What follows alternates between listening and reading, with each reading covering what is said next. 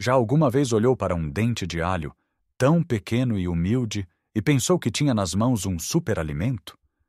Provavelmente já ouviu dizer que faz bem ao coração, que baixa a tensão e que até afasta as constipações.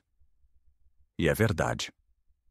Mas e se eu lhe dissesse que a forma como a maioria de nós usa este presente da natureza pode, na verdade, estar a causar mais mal do que bem? Parece chocante, não é? Vivemos numa era em que nos dizem para comer mais alho, para o adicionar a tudo. E nós seguimos o conselho de coração aberto, na esperança de proteger a nossa saúde, especialmente agora que os anos nos trazem mais sabedoria, mas também mais preocupações. A dolorosa realidade é que, sem o conhecimento correto, este gesto de autocuidado pode transformar-se numa fonte de problemas digestivos, interações medicamentosas perigosas e até mesmo anular por completo os benefícios que tanto procuramos. Não é por maldade, mas por desconhecimento. Neste vídeo, vamos desvendar os 10 erros mais comuns e perigosos que as pessoas com mais de 60 anos cometem ao consumir alho. Erros que o seu médico talvez nunca tenha tido tempo para lhe explicar em detalhe. Fique comigo até ao fim, porque o último erro é talvez o mais surpreendente e pode estar a impedir que aproveite todo o poder curativo do alho. Vamos começar por um hábito que muitos consideram o cúmulo da vida saudável, um ato quase heróico: comer alho cru com o estômago vazio. Talvez já o tenha feito. Ouviu dizer que era a melhor forma de absorver todas as suas propriedades. Pela manhã, em jejum, um pequeno dente de alho engolido com um copo de água, como se fosse um comprimido milagroso. A intenção é a melhor do mundo, mas o nosso estômago pode não concordar. Imagine o revestimento do seu estômago como uma parede de veludo delicado. Agora, imagine que esfrega uma lixa nessa parede. O alho cru, especialmente em grandes quantidades e sozinho, é incrivelmente potente. Contém compostos de enxofre que, embora benéficos, são também muito agressivos para uma mucosa gástrica desprotegida. Para muitas pessoas, este hábito pode levar a uma sensação de ardor, azia, refluxo e até náuseas. O corpo está a enviar um sinal claro de que aquilo é demasiado para ele aguentar. Não significa que o alho cru seja mau de todo, mas é uma questão de contexto. É como usar um perfume muito forte. Uma gota atrás da orelha é agradável, mas um frasco inteiro torna-se sufocante. A solução é simples. Se gosta do sabor e dos benefícios do alho cru, consuma-o sempre acompanhado. Picado numa salada, misturado num pouco de azeite para barrar no pão ou integrado num molho. A comida funciona como uma almofada protetora, suavizando o impacto no estômago e permitindo que o corpo absorva os nutrientes de forma mais gentil. Agora vamos falar de algo ainda mais sério que, infelizmente, é uma realidade para muitos de nós depois de uma certa idade: a medicação. Refiro-me especificamente aos medicamentos para afinar o sangue, os anticoagulantes e antiagregantes plaquetários, como a varfarina, o clopidogrel ou mesmo a humilde aspirina. Estes medicamentos são vitais, salvam vidas ao prevenir a formação de coágulos perigosos. O que muitos não sabem é que o alho tem naturalmente propriedades anticoagulantes semelhantes. E aqui reside o perigo. Juntar os dois é como ter dois condutores a tentar guiar o mesmo carro, cada um a puxar o volante para seu lado. O alho pode potenciar o efeito destes medicamentos de forma imprevisível, aumentando significativamente o risco de hemorragias. Um pequeno corte pode sangrar mais do que o normal. Podem aparecer nódoas negras sem motivo aparente, ou, em casos mais graves, pode haver risco de hemorragias internas. Isto não significa que tenha de banir o alho da sua vida se tomar esta medicação. Significa que a comunicação com o seu médico de família ou cardiologista é absolutamente fundamental. Ele precisa de saber os seus hábitos alimentares, incluindo o consumo de alho, para poder ajustar a medicação se necessário ou para o aconselhar sobre a quantidade segura para si.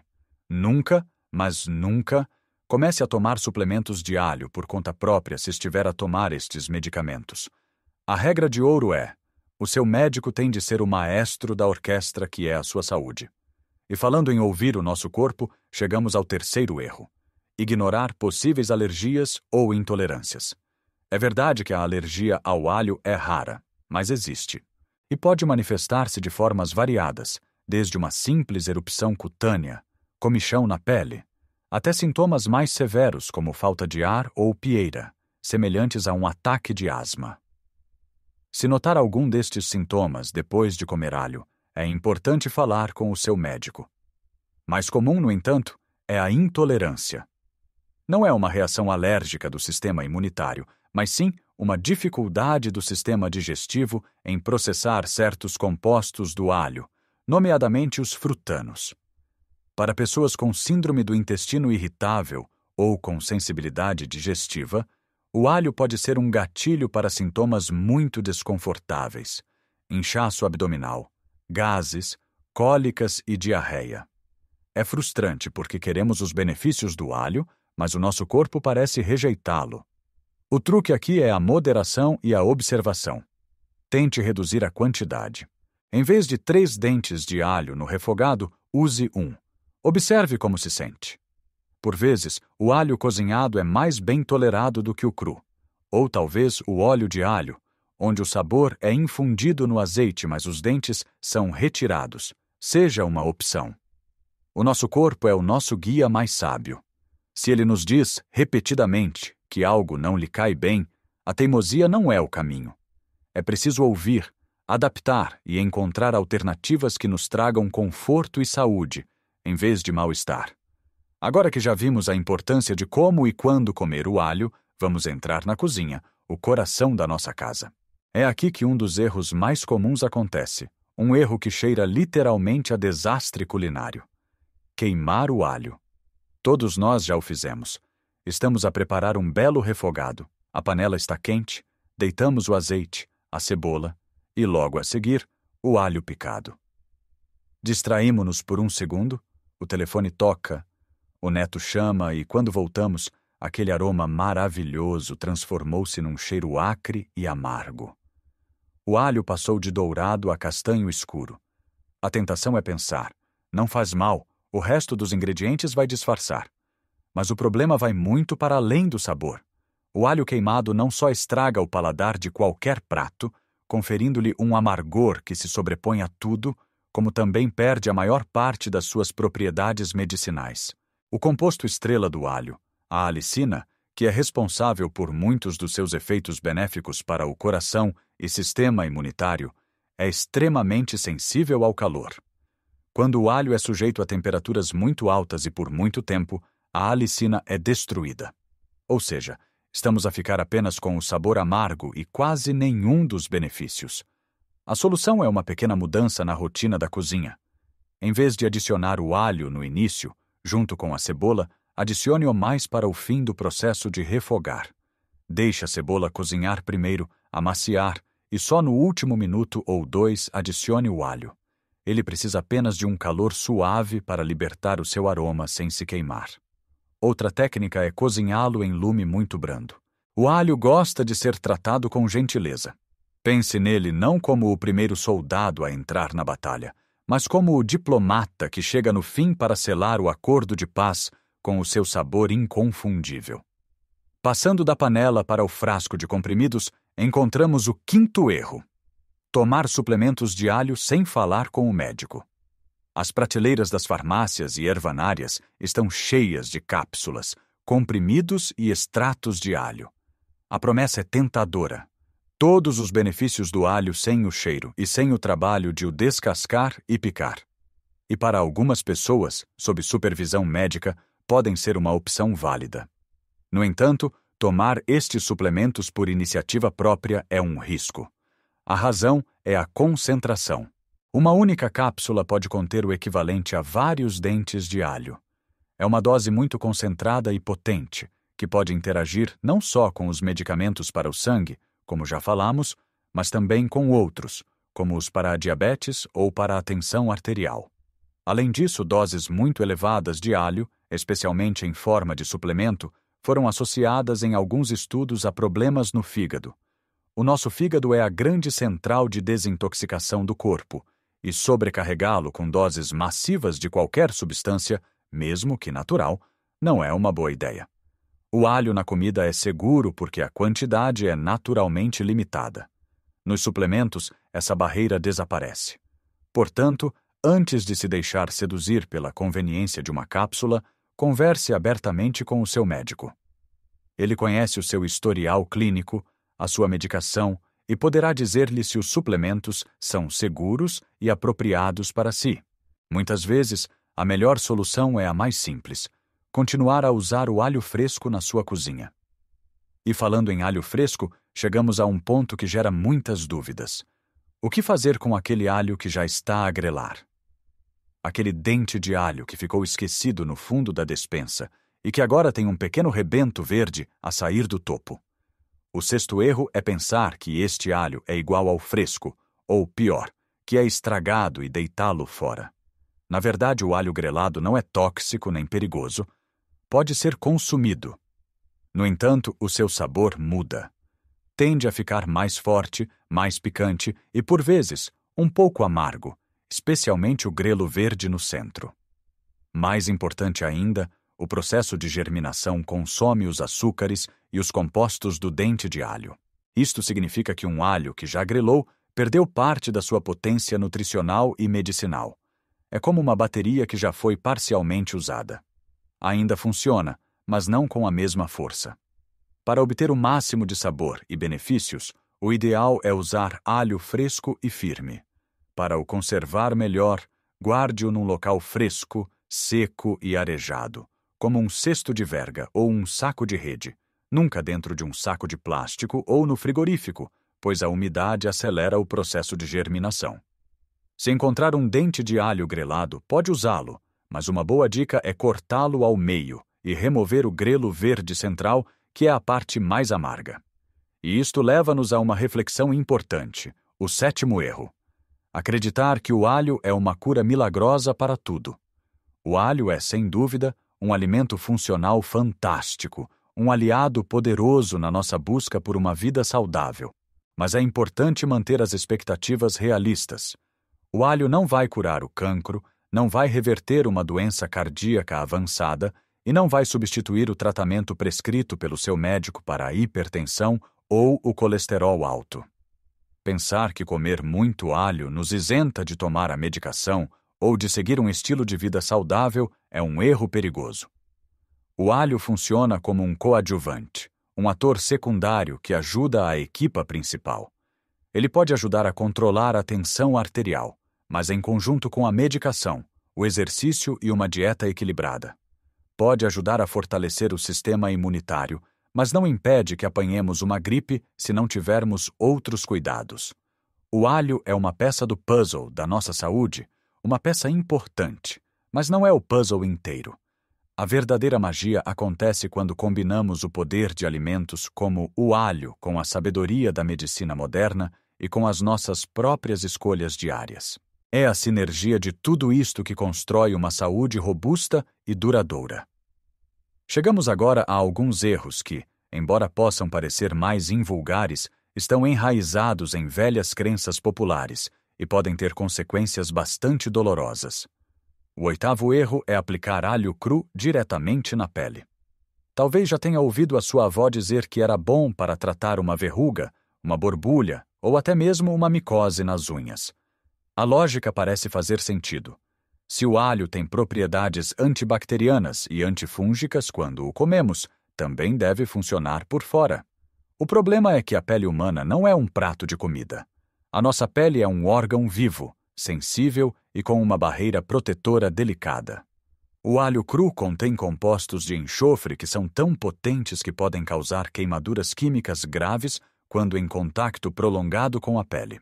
O que começa com uma ligeira vermelhidão e comichão pode evoluir para bolhas, feridas e até cicatrizes permanentes.